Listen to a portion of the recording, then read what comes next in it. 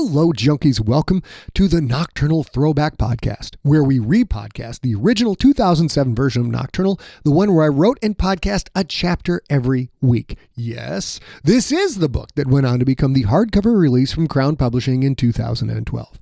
We have a sponsor for today that wants the ad in the middle of the episode. They are quite particular about their various requests, so we aim to comply. It will only be a brief interruption in the story. You know, like commercials on that old-timey non-streaming TV thing. Remember those? As usual, I am juggling a lot of things, but we are making great progress on GFL 6, The Gangster. Hardcover and audiobook cover art is in the works. The final copy edit is back. It won't be long now, and wow, do we ever appreciate your patience. We really, really, really do. Here we go with the original Talkie Talk from Nocturnal episode number 27, and then your sexy, sexy episode of the Throwback. Get it?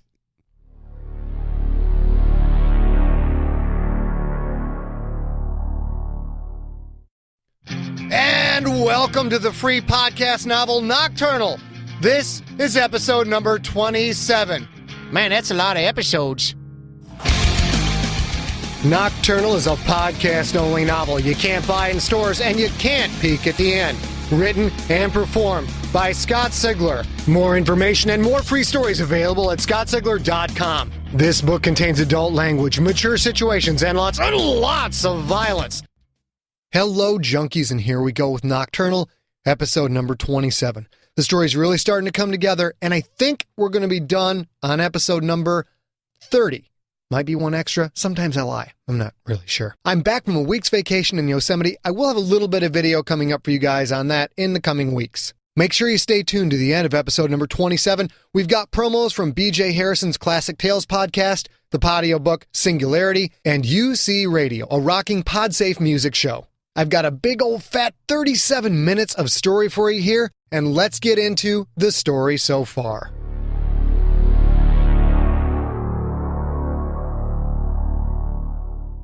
This is Sheila D. from OnTheCreativeSide.com. I don't want to bore you with the stuff about me, so I'll dive right in with the story so far. San Francisco homicide detective Bryan Lanza and his partner Pookie Chang talked to Aggie James, a bum who was found in the San Francisco subway system carrying a baby wrapped in a blanket decorated with the symbols of the cult known as Marie's Children. Aggie also had a list of addresses, a list that included the address of Roberta Dubrovnicek, the mother of murder suspect Rex Dubrovnicek, as well as the address of one John Clauser, Brian's father. Bryan took the blanket and left Aggie's room.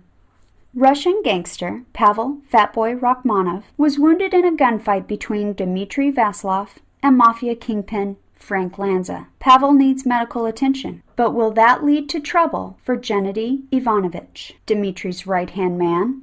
Retired homicide detective Francis Parkmeyer helped Bryan and Pookie with their investigation, but that help did not go unnoticed. Sub-Chief Sean Robertson was working with Lanza, and now is working directly with Marie's Children. Robertson identified many risks to the secrecy of Marie's Children, including Bryan, Pookie, Medical Examiner Robin Hudson, and Francis Parkmeyer. Rex told Robertson that all of those problems need to be eliminated.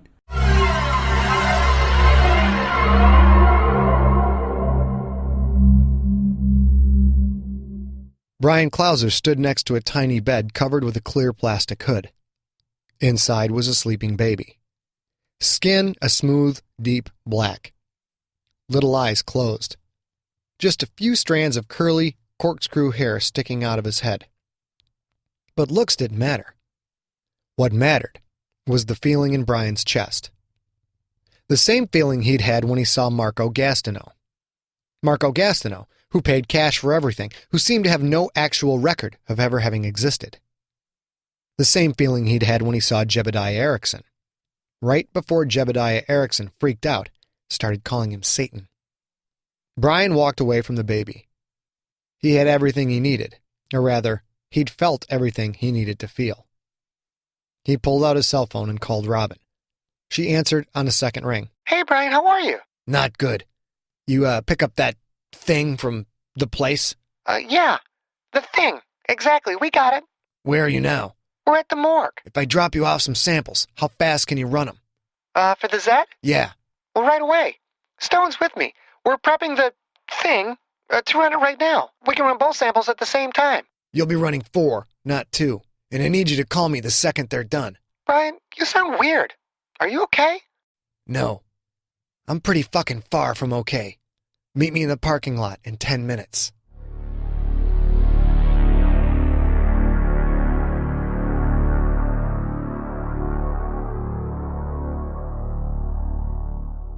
Apparently, San Francisco General Hospital was the place to be. First Savior, then Aggie James and the baby, and now a Russian mobster, wounded in a firefight downtown and on his way to the emergency room. More cops were also on the way to provide additional security, both to stop the mafia from trying to whack him and to dissuade the Russians from trying to break him out. The uniforms would have to handle things, though, because Pookie needed to get to Roberta Deprovdichuk's house and have another talk with that ever-so-pleasant woman. Her name was on the list. So was Bryan's dad, and Pookie feared he knew the reason they were both there. He checked the caller ID before answering, careful not to pick up a call from Sub-Chief Sean Robertson. Caller ID, John Smith.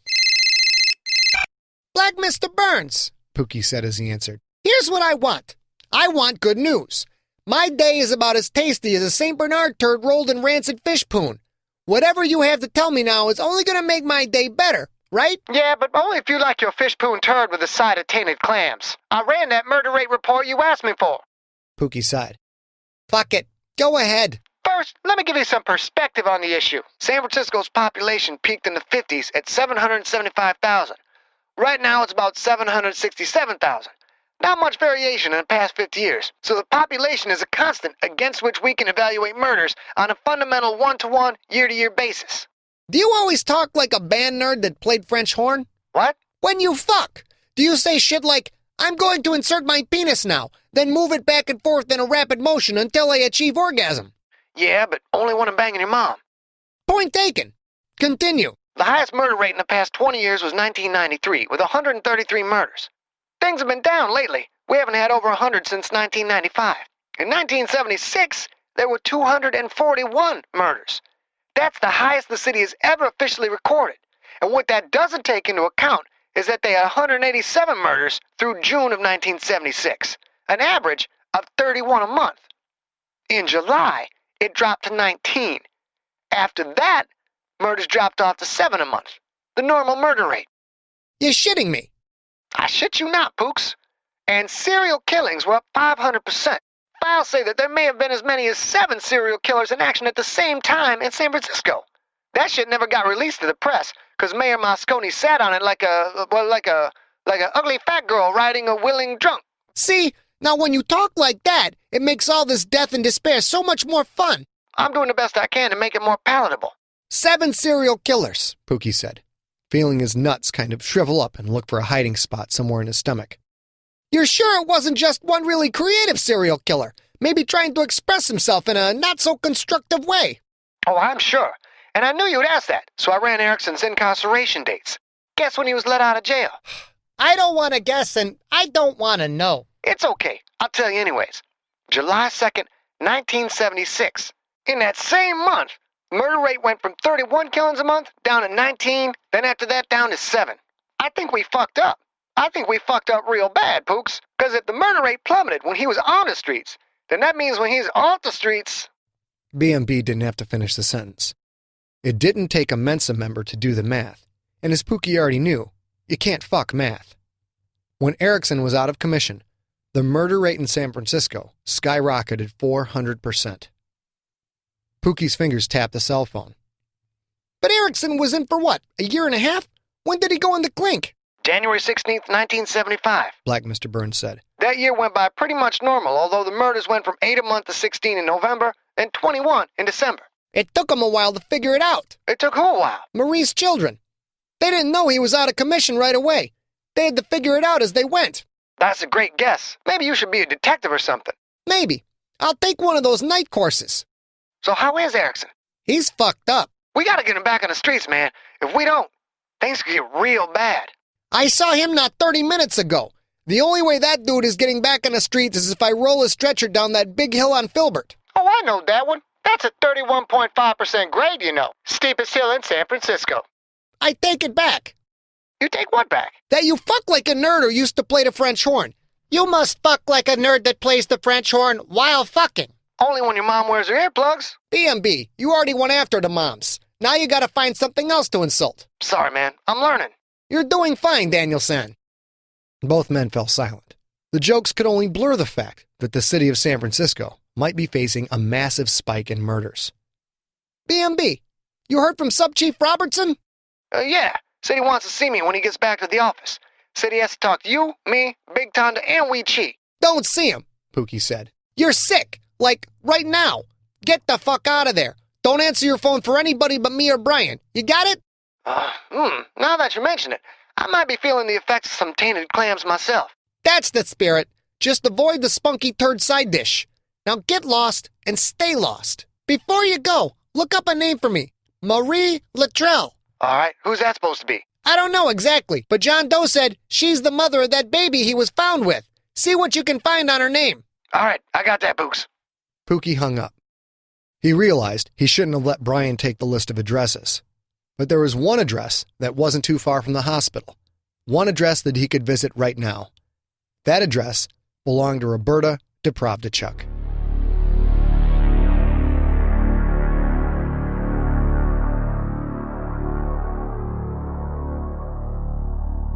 Robin waited outside the San Francisco Hall of Justice. She listened to the traffic ripping by on the I-80 overpass up above. She couldn't see the cars, but they made a constant sound that reminded her of a rushing river. The parking lot for cop cars, paddy wagons, service vehicles, even meat wagons ran under both the 4 lanes of I-80 heading north and the 4 lanes heading south. The lighting wasn't that great. A parking lot under an overpass like this would have been a scary place for a woman, were it not filled with cop cars and more than a few men and women in SFPD uniforms. Bryan's car pulled into the lot. He drove into an open spot only a few feet from her. He got out of the car and opened up the back door. "What's so all-fired important you couldn't be bothered to come down to the morgue?" "Just don't have time," Bryan said, as he reached into the back seat and pulled out 3 clear, zip-locked evidence bags. One contained a nasty blanket streaked with slimy blood and covered in symbols. The same symbols she'd seen in association with the Boyko killings. The second bag contained a brown, blood-stained shirt, and the third simply contained a vial of blood. "I need these run," Bryan said, holding out the bags. "Right away." He looked very, very intense. He had that blank look in his eyes again, the look like he was on autopilot, going through the motions of the job because he didn't want to let those emotions get in the way of the logic that solved cases. "We found a new way to test," Robin said. "It's instant." "You're... instant? Why, disappointed or something?" "No, I just had it fixed in my mind it would take a little while." "Well, not anymore. Stone's been working on it. The Z chromosomes have a protein that we can test for. It's not a full DNA analysis, but it does confirm whether there's a Z in the chromosome or not. Come on, if you're in such a hurry, let's get this done." "So by instant, you mean what, like an hour?" "More like 15 minutes. He held the bags out with his right hand. "Look, I need you to run these and call me with the results. I have to go somewhere, and I need the information by the time I get there." Robin didn't take the bags. Bryan gave the bags a single shake. "Now, Robin." Robin's eyebrows went up and her hands went to her hips. "Oh, now? Maybe you should whistle or clap or maybe make me balance a biscuit on my nose." Bryan opened his mouth to speak, then stopped. He let the arm holding the evidence bag drop to his side. "Okay, I'm sorry. That was a bit demanding." "A bit?" "Let me try again. Robin, would you please analyze these samples with as much haste as possible? It's rather important we find out if these samples are Zeds." "That's better," Robin said. "I'll take 1. "I said that gets you 1, Klauser." She held out her hand. He gave her the bag holding the blanket. "That blanket was wrapped around a baby. Cops on the scene think the baby was newborn, like within a few hours newborn. Now what do I need to do to get you to take the other 2 bags so I can get the hell out of here?" "I will exchange bag number 2 for you sitting down with me for 5 minutes. She pointed to a landscape tree just to the right of where the body wagons came in to deliver corpses. She ate her lunches there. Morbid, sure, but when you've only got 15 minutes to eat and the tree is the only greenery for miles, it doesn't really matter that it's surrounded by 2-foot-high concrete walls. Robin, I said I was sorry. No, seriously, I have to go. You've been going nonstop for days, Bryan. Sit your country ass down and let me talk to you. Who knows? It might even have something to do with the case. Bryan stared at her for a second, annoyed, then dropped his head and shoulders in mock defeat. Fine. 5 minutes. They walked the 20 feet to the tree. Both turned and sat in the concrete walls. Bryan's foot immediately started making patterns in the dirt and gravel sitting on the pavement at the wall's base. He handed her the bag with the brown shirt, and she took it. What's this one? Shirt from a suspect. He was hurt. Test it. Robin set the bag down, then looked at him. I know you pretty well, and I can see plain as day that something big is screwing with your mind. Something way beyond this case. Bryan stared out across the parking lot full of cop cars. I'm just wondering who the hell I am. What, you're soul-searching? No offense, but that seems a little deep for you. Bryan shook his head. No, it's not like that. I've been thinking back on I guess my career as a cop. She didn't need to have been intimate with the guy to see that he wasn't thinking of his career in a positive light. Thinking of all the bad guys you put away? Maybe thinking of all the families that got closure because of your work. Bryan shook his head. No, nothing like that. I mean, I know what I do is good and all, but you know how some cops kill someone and it fucks with them so bad they have to quit? Or if they do stay on the force, they have to ask for desk jobs. That's like Sasha. Sasha, really? He killed a guy? He shot a 13-year-old kid, Robin said. Back when he was in uniform in Pittsburgh. Totally justified shoot. The kid ignored warnings, even took a shot at Sasha. At least a dozen witnesses saw the whole thing. Sasha did what he had to do. Still, he couldn't get it out of his head. He couldn't walk a beat anymore, but he wanted to do his part, so he dropped out and became a criminalist. Bryan nodded. I've heard stories like that dozens of times. You know what the fucked up thing is? Robin shook her head. I don't feel like that. Not a bit. I've killed 5 men. 5. I killed 1 to save Pookie, 1 to save Black Mr. Burns, and 3 when I saved Big Tonda Murphy. 2 of Tonda's I killed with a pipe wrench, Robin. I took him out and I didn't bat an eyelash. I've taken life 5 times, and I don't feel a fucking thing. Robin knew of Bryan's violent history. She didn't like to think about it. Didn't like to think that a man who could hold her so tenderly was capable of killing. But he was a cop, a man that had dedicated his life to the service of others. Bryan, it's not like that. I don't give a crap what anyone says. There is a difference between being a killer and being a protector. You save the lives of cops. But shouldn't I feel something? Some kind of guilt? Remorse? Whatever the fuck those psychologists asked me if I felt after all those killings. Bryan, how about you pull your head out of your ass? He turned and looked at her. She almost saw a smirk on his face.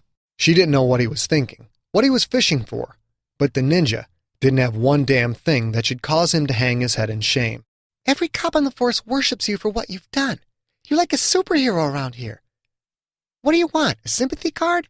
I'm not sure Hallmark makes a sorry you don't feel bad for killing guys who are going to whack a cop. They might be too busy with Sweetest Day for that one, you think? Bryan moved the sand around with the toe of his shoe. I hate Sweetest Day. It's a corporate Travis-mockery. You bought me a Sweetest Day card? No fucking way. I did? For real? Robin smiled and nodded. Yeah, you did. And flowers. And some candy, but you and Emma ate the whole box while I was getting ready for dinner. Bryan smiled. Oh yeah, I remember. Peanut clusters, I think it was. Emma liked those a lot. Don't tell anyone I bought you a Sweetest Day card, all right? Your secret is safe with me, Casanova. Her smiles had eased the tension a little bit, but it wasn't all gone. Something was still in that head of his. Bryan, you're a good man. You hear me? You are a good man. Bryan looked up into the night sky. A good man? Honestly, Robin, I'm wondering just what I am. He slid off the ledge and handed her the last bag, the one with the vial of blood. She took it and set it on the concrete ledge. Okay, I'll take care of this one too. Who's the blood from? It's from the baby the bum brought in. We need to know for sure if this sample has Z. Just run the tests, okay? Call me as soon as you get the results." Robin slid off the concrete as well. She took one step forward, grabbed Bryan's face, and pulled him in for a kiss. She meant it to be a short kiss, maybe a supercharged peck on the lips. But as soon as she connected, it turned into a real humdinger. Her arms locked around his neck, holding him in for the romantic equivalent of a headlock. Bryan pulled back for a second, then gave in, and gave back in kind. He wrapped his arms around her back and lifted her up like she weighed all of 5 pounds. Maybe she had some saddlebags growing back there, but Bryan made her feel as light as a little doll. He set her down in slow motion, the kiss's intensity dialing down the closer she came to the ground, until their lips parted just as her heels hit. Her hands stayed locked around his neck. "I bet you do that to all the homicide detectives." She looked up into his eyes. "Bryan, enough with the one-liners. I'm not Pookie." "No, you're not. He kisses with more tongue." "I said, knock it off, Bryan." He looked at her, then nodded. "I'm not playing this stupid game anymore. I made a mistake letting you go. I fucked up and I realize it, but that's over. Here's the bottom line, Bryan Clauser. I love you. I have from the first moment you asked me out. I should have realized that instead of playing games like some stupid little girl. But all this death, this crazy shit, I'm not playing games anymore. I love you. I think you love me too, but I'm not going to push that. If you're seeing someone else, call them and tell them you're off the market." "I am?" "You are." He nodded again. "Well, I'm not dating anyone." "You don't even have a girl on the side to do the Chang bang?" "I can't. Pookie stole my hula hoop." He reached up, gently grabbed her wrists, and lowered them to his sides. She held his hands. He held hers back. "Robin, I think things are going to get real bad. I've got some things I got to handle." "I don't care, Bryan. I don't care how bad things are. When you're done, no matter what you have to do, I'll be here waiting for you." She was throwing herself at him, and she didn't care. This is what she wanted, needed. More importantly, this was what he needed, and she felt that deep in her soul. He leaned down, kissed her on the forehead, then turned and walked back to his car. She watched him walk for a moment, then gathered up the evidence bags and headed back to the morgue. She had 4 samples to run, these 3 plus the fur from the stuffed dog thing. Bryan would have his results in 15 minutes. She felt so tired. Just one more pill. Her hand slid into her pocket and expertly opened up the vial of bennies. She slipped one in her mouth as she walked back towards the morgue.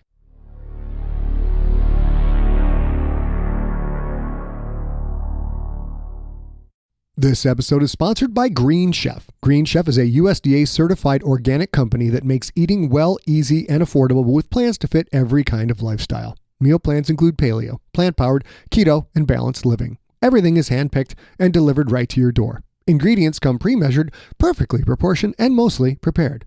We tried out Green Chef. The meals were easy to make and they were delicious. Since we don't go out to dinner right now, it was great.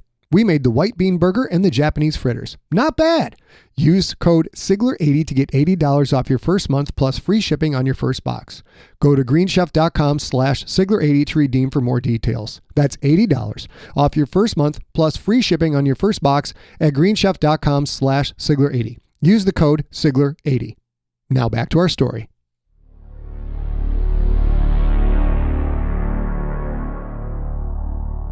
Chief Amy Zoe stormed down the corridors of the Hall of Justice, her shoe heels clicking out a fast cadence. Sasha Sammy Burzon followed behind her, occasionally breaking into 2 or 3 steps worth of trot just to keep up. Chief Zoe had her police hat pinched under her left arm. In her right hand, she clutched a clipboard holding a summary report. 3 Russian gangsters had been taken into custody. 2 of the men had brought the third to a clinic in the Richmond district. That third man, wounded by gunshot, needed immediate care. Normally, the operator of this clinic, one Dr. Alexei Tamarov, would have done the surgery and no one would have been the wiser. Alexei Tamarov, however, had suffered a stroke 2 days earlier and died on the spot. His son, Dr. Yevgeny Tamarov, now ran the clinic, but he was busy attending to errands for his father's funeral. Yevgeny called his friend, Dr. Derek Sheldon, to run the clinic while he attended to the details. Any gunshot wound requires an immediate call to the police. For over a decade, Alexei Tamarov had known not to make such a call. He'd properly instructed his son that such calls were bad for business. Unfortunately for the three gangsters, however, Yevgeny had been so distraught at his father's loss and so busy with the funeral, he'd never once even thought that the one day he was out would be a day the Russian gangsters would come a-calling. Hence, no one discussed this highly illegal no-call policy with Derek Sheldon, who took one look at the wound, went into Evgeny's office, promptly called the SFPD before going back in to treat the wounded man. The wounded man was named Pavil Rockmanov. Pavil Fatboy Rockmanov, who had been helped in by Gennady Evanovich and Igor Stuka, both known affiliates of one Dmitri Vasillof. When the San Francisco police arrived at the Tamarov clinic, they shipped Rockmanov to the high-security ward over at San Francisco General Hospital. Gennady and Igor, on the other hand, found themselves arrested, taken downtown, fingerprinted, identified, and then thrown into holding. Thrown into holding to await the arrival of Chief Amy Zoe, who had given express orders that no one was to talk to either of the men until she arrived. She started with Igor, only to find out that the man couldn't actually speak. Not couldn't speak English, couldn't speak as in mute. And apparently he couldn't write either. When she found out that he was known as Igor the Idiot, things made a lot more sense. So she moved on to Gennady Evanovich. Gennady couldn't fake the idiot excuse. As rumor had it, he was Dmitri Vasillov's right-hand man. Amy walked into the interrogation room to find Gennady sitting in a chair, handcuffed to a bar connected to a scratched wooden table. She sat in a chair opposite him, while Sasha stood behind her. "I'll keep this very simple," Amy said. "I want Dmitri, and you are going to give him to me." "Nitka vadu po-angliski," Gennady said. "What did he say?" Zoe said. "He says he doesn't speak English," Sasha said. "Get him talking. I don't care how." Sasha nodded, then turned back to face Gennady. "Меня ждут сейчас в баре. Значит, и бити отвидишь, насев вопросов начальника, или я приведу тебя так, как будто ты сознаешься во всем." "Пошел нахуй," Gennady said. "What did he say?" "He said that he is a proud homosexual," Sasha said. "He said he wants you to make sure his court-appointed lawyer is gay, and he thinks the color blue looks fabulous with your complexion." "I think I remember some English after all," Gennady said, glaring at Sasha. Sasha smiled wide. "Ah, this is excellent." He turned to Chief Zoe. "Then you do not need me any more tonight. I will get out of your way." Sasha walked to the door and left, but neither Zoe nor Gennady watched him leave. They stared at each other. Zoe with as blank a face as she could muster, and Gennady with an expression an opportunistic sex criminal might offer up to a drunken 15-year-old girl he just found wandering in a back alley at 3 a.m. "Let's cut the shit," Zoe said. "I want Dmitri Vasillof." "I will not talk to you without my lawyer," Gennady said. "So don't bother making more words with those pretty lips." "Your lawyer hasn't been called yet. You haven't been booked yet. I've already erased the time of your arrest in the records, and I'll write it in when I damn well please. This conversation we're having, it isn't happening. No one is recording anything, and everyone who has seen me here has orders to forget they did." Gennady squinted his eyes at her and smiled. "You are full of the bullshit. How can you do all this?" "I'm the chief of police, you fucking moron. I can do whatever the fuck I want. Now, I've got a bar full of corpses. 3 are known accomplices of yours. 2 are members of the San Francisco mafia. The other 2 just happen to be innocent bystanders. Yvonne Escajeda, a mother of 2 from Sacramento, just in town for business, and her co-worker, Bryce Hydesmith, only 23 years old. All of them dead, Gennady, because your boss Dmitri can't leave well enough alone."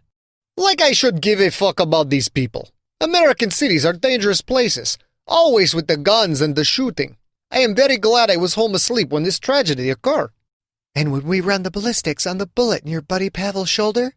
when we find out that it was fired from the gun of Charlie DiPrizio or Vinnie Caprice, that puts you in association with a man involved in a shootout that killed 7 people.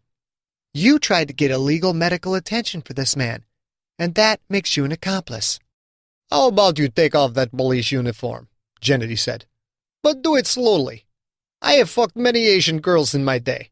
I admit that most were hookers or junkies, but I very much like Asian pussy, and this will be first time I fuck Asian super cop. You're going down, Gennady. Maybe before you got a slap on the wrist. Maybe old man Zobakov, he paid off the right judges. But not this time. This time, 7 people died in my city. Even if you weren't guilty, the politicians want a head to put on a pike, and your smart-ass smile is what they're going to get. You give me Dmitri Vasillof, and I can make it all go away. You give me the 69, and I can make you scream my name. Amy leaned back and stared at the man. Pure evil. Total scum. She'd like to put a gun to his forehead and pull the trigger, but the law was the law. I can make this bad for you, she said. So you don't talk to me? Then maybe I just spread the word that you're singing your ass off, giving us anything we want to know to stay out of prison. Gennady laughed and slapped the table. I like you. You sound like the cops on the television shows. You can say anything you like. No one will believe you. I am loyal to Dmitri. Loyal enough to go to prison for him? Because once we turn in those ballistics, you're an accessory to murder. Unless you give me Dmitri Vasillof, you're either going to prison for 5 to 10, or they're putting your ass on a boat back to Russia. In prison, I have no problem. I already spent 7 years in Russian prison, and believe me, American prison is no big deal in comparison. And besides, your people have arrested enough of us now that we are organized in your prisons. There I am safe, a celebrity even. I will be out in 3 years. Easy time. If you deport me, I go back to Russia with more information about who they can send over here, about who will fit in best with American culture. Again, I am star, and they will reward me with all the Asian hookers I can fuck. I think I will do them in the ass, and think of your face. He leaned forward, elbows on the table, eyes sending a message that he was interested in Chief Zo far beyond the realm of this interrogation. You see, I have nothing to fear from you. Only thing I fear is Dmitri, or old man Zobakov. I would never betray them. And they know this, because if I did, I die, and my family dies. So how do I stay alive? It's simple.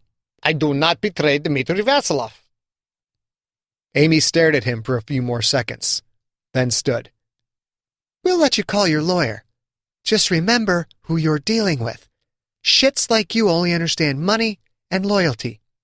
All the cops who arrested you, they are loyal to me. I'm the one that signs their paychecks. So don't bother telling any of this conversation to your lawyer, because it'll only make you look like a liar. I promise. It stays between us, my little Asian whore. Amy smiled. I'm going to get what I want, Gennady. If I get it from you soon, things will go better for you. If I get it from someone else, things will go much worse. Chief Amy Zo walked out of the interrogation room.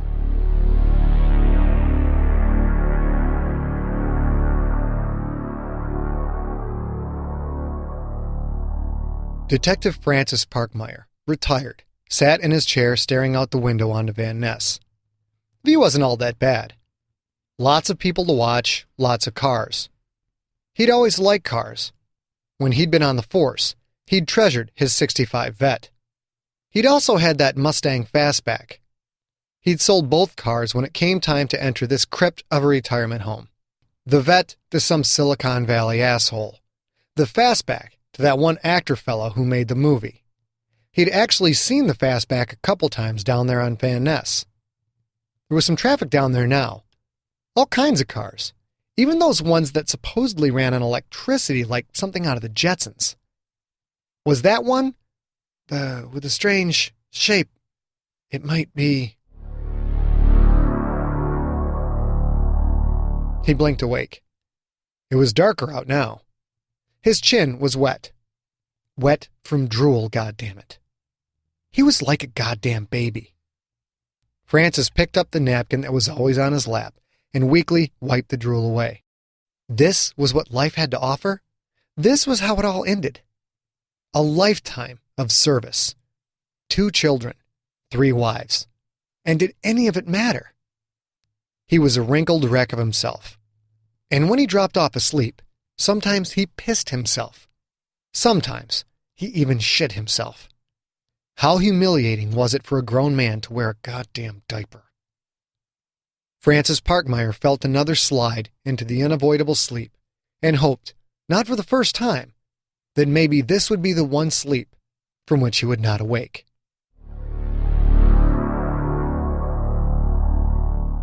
A weird scratching sound brought him awake. He was in bed, dressed in pajamas. The staff had done that for him. Dressed him, put him to bed, just like a goddamn baby. Maybe they'd even changed his shitty diaper. That scratching sound again. Francis looked towards the window, to the darkness of night. There was something there, a silhouette against the pinpoints of city lights. Was that a man shape? The scratching sound ended with a glassy clink. Francis blinked and tried to sit up. A hand reached through a hole in the window glass. It moved the latch, and the vertical window swung silently inwards. He watched, amazed, as a tall man slid through the narrow window. Graceful, skinny as hell, black skin rippling in the moonlight that lit up a patch of carpet inside Francis's room. Francis didn't know much these days, but he knew his room was 6 stories up, and there was no fire escape. "How'd you do that, darky?" Francis asked. "I flew," the man said. "More accurately, I glided." He had something in his hand, some kind of tool. He pulled off a small backpack that Francis hadn't noticed, unzipped it, and put the tool inside. He pulled out another contraption, something Francis couldn't make out until the tall man stood and moonlight hit his hands. A Smith & Wesson Model 4006, held at the end of the barrel by a vice grip with its teeth wrapped in black cloth. Francis Parkmeyer felt a surge of hope. The strangest thing, a surge of hope that this was it. That he could say goodbye to the diapers, the pissing, the shitting, the blackouts. He could say goodbye and end it all right here and now. "You here to shoot me, darky?" Parkmeyer said calmly. The man smiled. "Yes, I am here to shoot you. And no, I am not a darky." "Well, you sure as hell ain't a slant, a spick, and you ain't white. So if you ain't a darky, what are you?" The man briefly stretched his arms, and Francis saw the huge flaps of skin that ran from the inside of his arms to his flanks, all the way down to his hips. In his left hand, he held the vice grips that held the pistol. In his other hand, he held a loop of wire coat hanger. The man slid the coat hanger loop around the gun's trigger. He pointed the Smith & Wesson at Francis's head, then pulled the wire loop tight. "Those racist names might matter to a human," the man said. "But I am not a human. I'm so much better than that. I am a nocturnal." Francis Parkmeyer actually heard the gun fire and saw a bit of flash. He didn't really feel an impact, but something pushed his head back into the pillow. It hurt for a bit. Then the darkness gathered up, again, and he slipped away.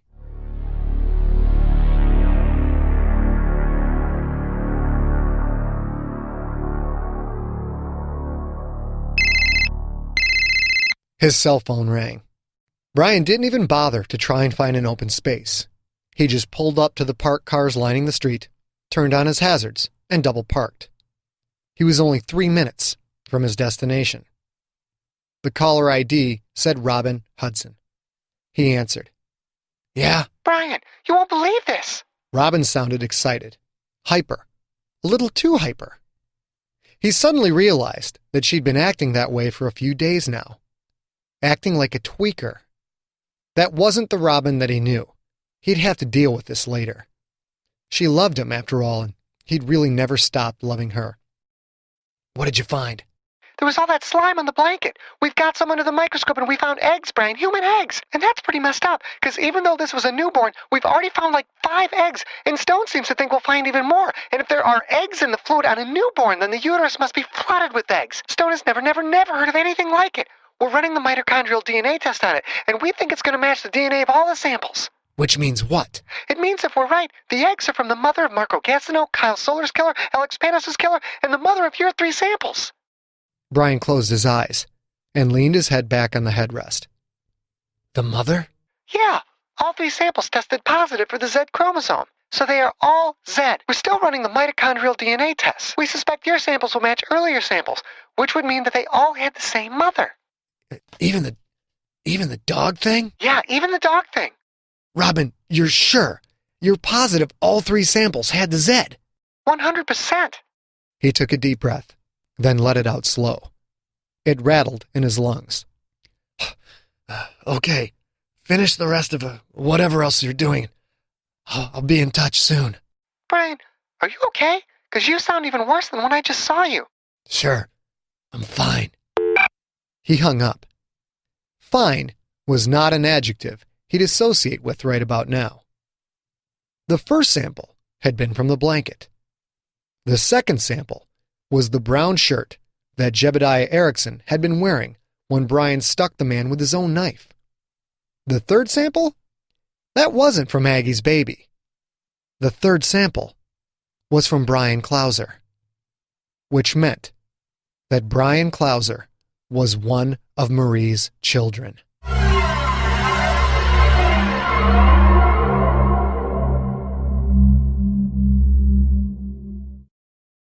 Well, woo, there you go. Bryan now knows a little bit more of the story, perhaps part of the story he didn't want to know in the first place. A lot of you saw that coming. To some of you, finding out Bryan is one of Marie's children could be a surprise. However, if you were following things over at ScottZiegler.com, odds are you weren't surprised at all, because people have been talking about that possibility in the comments on every blog post, in the forums over at ScottZiegler.com. It's been a very frequent point of discussion, which is one of the reasons to follow things over at ScottZiegler.com, even if you are getting the stories straight via your iTunes feed or your podcatcher feed. For example, episode number 27.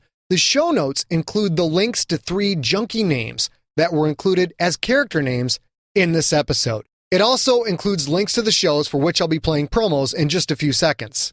I will be shooting for that news episode I promised you a couple of weeks ago. Hopefully we'll get to that this week. Also a little bit of video that I shot in Yosemite where I'm giving a shout out to all you junkies. And we deal with the latest attack by Julie Andrews. That bitch has gone too far. And before I get into the promos, a special thanks to Bill DeSmet, the author of Singularity. Bill translated the little bits of Russian that you heard in episode number 27. Then he went and recorded the lines and sent me an MP3 so that I could hack my way through some actual Russian. I have no idea what I said. As far as I know, Bill was completely screwing with me, and I said something like, in Russian, Julie Andrews is my Lord and Savior. He could have been screwed with me, I don't know. But we're going to play the promo for his book, Singularity. Also playing the promo for a music podcast called UC Radio. Mike UC focuses on heavier hard rock music, says he's a veteran of the Hollywood music scene of the 80s, so he should know what he's talking about. You might have to check that out. The first promo I'll play is from BJ Harrison's Classic Tales podcast. Now, a lot of you have never heard of this podcast because BJ has not yet immersed himself in the podcasting fiction community. However, even though you haven't heard of him, doesn't mean the show isn't huge. It has consistently been the #1 fiction podcast over at iTunes. He's gotten a lot of mainstream media coverage, which has brought tons of people into his show. So check out that promo, and if you like what you hear, go check out the Classic Tales podcast. Nocturnal episode number 28 is going to be coming up in a week, and it's going to be very, very messy. It opens up with Bryan Clauser having a little talk with John Clauser, the man who claimed to be Bryan's father. Can you say awkward? So stay tuned for that, junkies, and I'll see you next week. Edgar Allan Poe, H.P. Lovecraft, Arthur Conan Doyle. These are the greatest writers of all time. Join me, B.J. Harrison, and we'll visit the worlds they created. we'll explore everything from premature burials and headless horsemen to Sherlock Holmes and potions from mad scientists. Adventure and enchantment await you every week as classic short fiction from the masters is presented complete and unabridged with professional skill on the Classic Tales podcast. Thomas Hardy, William Shakespeare, Mark Twain, Edith Nesbit. What if the cataclysmic Tunguska explosion of 1908 was caused not by a meteor or a comet, but by a microscopic black hole? What if that fantastic object, smaller than an atom, older than the stars, heavier than a mountain, is still down there, orbiting deep inside the Earth, slowly consuming the planet? What if only a rookie government agent and an uncannily insightful consultant stand between a renegade Russian billionaire and his plans to use the black hole to literally change history or end it? What if it's all true? Singularity by Bill DeSmet, now available as a free podcast at podiobooks.com. Learn more at www.singularitythebook.com. Hey, this is Mike from UC Radio, and I got a question for you. Are you tired of flipping on the radio and hearing... And what about this sonic nightmare? It's the final countdown. Then my suggestion is you check out UC Radio at bitemefcc.com. That's where every song is tested and given the UC Radio seal of approval by yours truly before I stick it in your ear. Now, as a survivor of the 80s and 90s Hollywood rock scene, I've got a pretty good idea of what does and doesn't fly when it comes to the shelf life of new music. And I'm not going to play anything on UC Radio that hasn't earned the right to be on my own personal playlist. And along with great tunes in every show, you get my full frontal opinion on our world today. And once a week, I give you a classic album referral to help fill in the gaps in your music collection. So check out UC Radio at bitemefcc.com. And as I like to say around here, volume is good, so turn it up.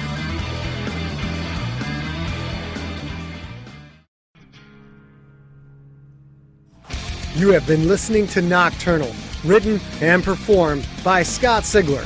For more information, go to scottsigler.com. All music in this podcast provided by Uncrowned off their album Devils and Angels, available now at the iTunes Music Store.